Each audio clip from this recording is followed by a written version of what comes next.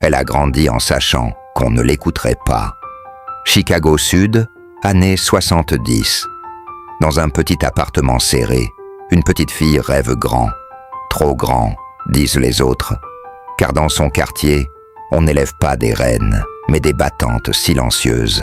À l'école, elle lève la main. On l'ignore. Elle parle bien, trop bien.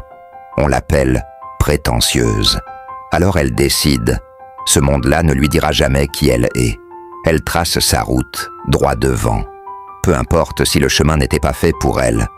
Elle entre à Princeton, une des rares, une des seules. Et chaque jour, elle sent ce poids, celui d'être à la fois l'exception et la preuve. Elle n'a pas le droit de tomber. Alors elle travaille 2 fois plus. Elle veut réussir, mais sans se trahir. Puis un jour, elle rencontre un garçon. Il est drôle, il est brillant. Il pense plus vite qu'elle, et elle n'aime pas ça.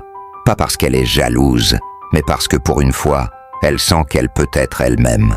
Sans se défendre, ils s'aiment, elle doute, car elle s'est construite seule, forte.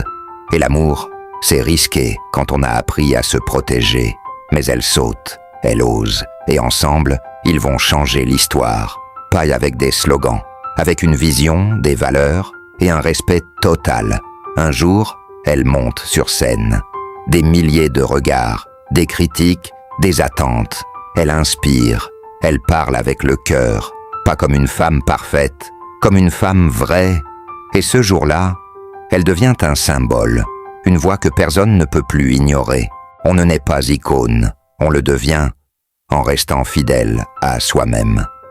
Cette histoire est inspirée de Devenir de Michelle Obama. Et toi, qu'est-ce que tu refuses de laisser les autres définir à ta place?